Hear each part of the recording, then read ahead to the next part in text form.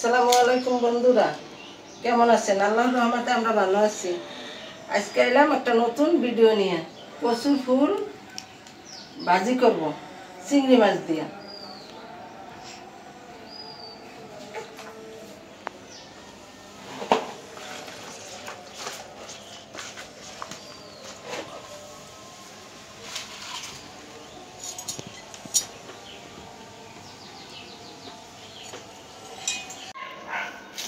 কচুর ফুলগুলা কেটে নিলাম ভাজির জন্য।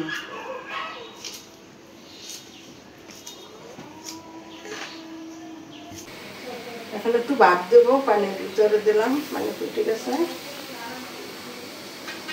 পানির ভিতরে দিলাম সেদ্ধ।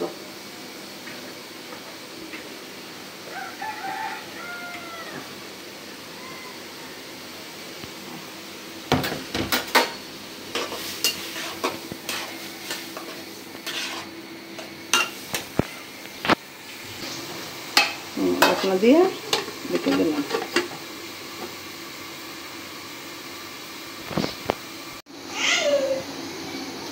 সয়াবিন তেল দিয়ে নিলাম কচুর ফুল ভাজি করার জন্য। শুকনো মরিচ, পেঁয়াজ কুচি, মরিচ কুচি,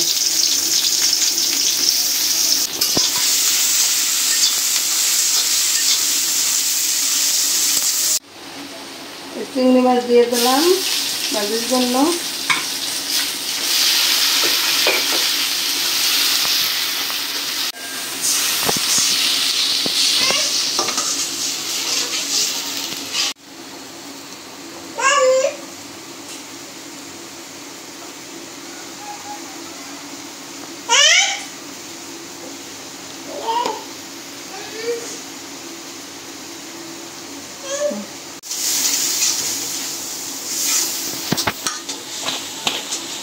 পেঁয়াজ মরিচ চিংড়ি মাছ ভাজা হয়ে গেছে। এখন কচুর ফুল দিয়ে দেব।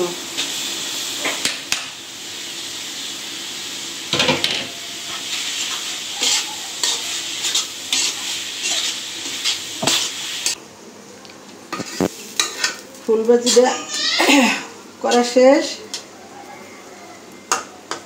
এখন আমি ফুল ভাজিটা নামাই নেব। খুব সুন্দর হয়েছে কালারটা, স্বাদই হইব মনে হয়। কালারটা সুন্দর হয়েছে ভাজিটা। আর চিংড়ি মাছও দিছি, দেশি চিংড়ি মাছ।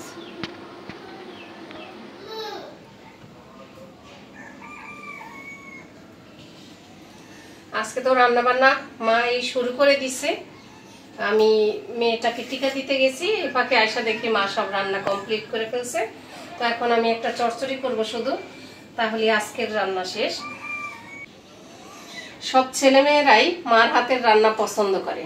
তো আজকে আমার মা দেখলাম একটা গ্রামের, সেই আগেকার দিনের মা চাচিরা আগে দেখতাম আশেপাশে থেকে কচুর লতি, কচুর ফুল, কচুর শাক, সেচি শাক টুকা রান্না করতো। তার যে কি স্বাদ, তো সেই স্বাদই আজকে আমরা গ্রহণ করব। আমার মা দেখলাম চিংড়ি মাছ দিয়ে কচুর ফুল রান্না করছে, রান্না বা ভাজি যেটাই বলেন না কেন। আর এটা দেখতে যেমন সুন্দর তেমনি সুস্বাদু। তো সেই সাথে আজকে আমি আবার একটা এই যে নদীর পাঁচমিশালি গুঁড়া মাছ দিয়ে চচ্চড়ি করব। এখানে সুন্দর বাইলা মাছ, চাপিলা মাছ, মলা মাছ, অনেক কিছু মিলানো আছে। এই মাছটা দিয়ে আমি চচ্চড়ি করবো, এই জন্য চচ্চড়িটা কইটা নিছি। এখানে দিছি আলু, বেগুন, ধুন্দল আর এই ছোট ছোট ভেন্ডি, সব কিছু কেটে ধুয়ে পরিষ্কার করে নিছি। তো আজকে সরিষার তেল দিয়ে মাখায়া বসাই দিব চচ্চড়িটা। তো একবার এখানেই মাখায়া বসাই দেই। তো কড়াইতে প্রথমেই আমি চচ্চড়িগুলো দিয়ে দিই। চচ্চড়ির জন্য যে সবজিটা চিকন চিকন করে কেটে নিছি, সেই সবজিটা কড়াইতে দিয়ে দিব।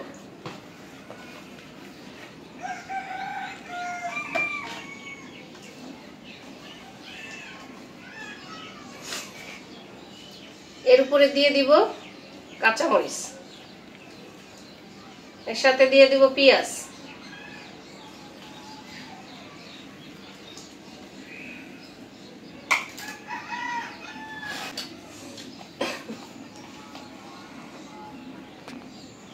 এখন দিয়ে দিব মরিচের গুঁড়া,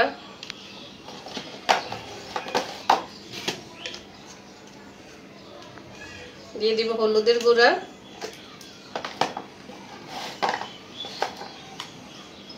দিয়ে দিব ধনিয়ার গুঁড়া, জিরা গুঁড়া,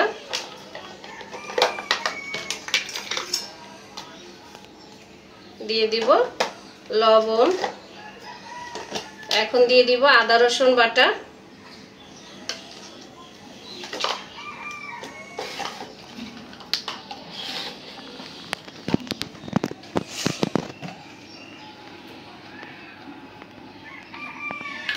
এখন দিয়ে দিব সরিষার তেল। যেহেতু মাখায় বসাবো তো হাত দিয়েই তো মাখাইতে হবে, হাতেই তেলটা ঢেলে নিই।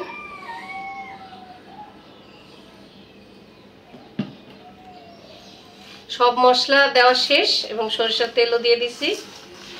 এখন হাত দিয়ে ভালোভাবে মাখাই নিব। মাখায় চচ্চড়িটা বসালে আমার মনে হয় বেশি স্বাদ হয়। হাতের মাখানের উপরেও একটা স্বাদ আছে।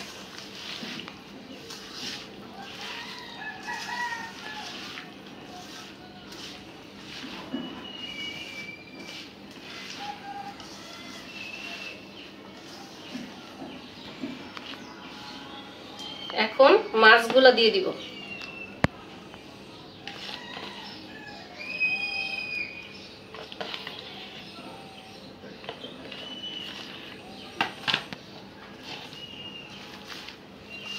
মাছটা দিয়ে আলতো হাতে একটু মাখিয়ে দিই। মাছগুলো একদম টাটকা, মাখালে কোনো অসুবিধা হবে না।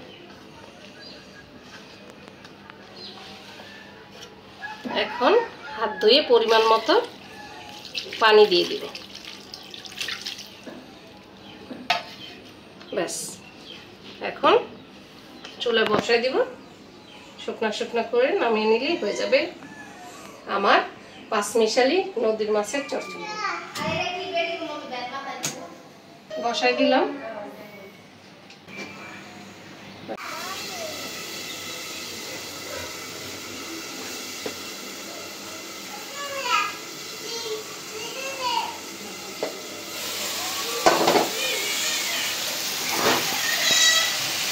চচ্চড়িটা হয়ে গেছে, খুব সুন্দর ঘ্রাণ বের হয়েছে।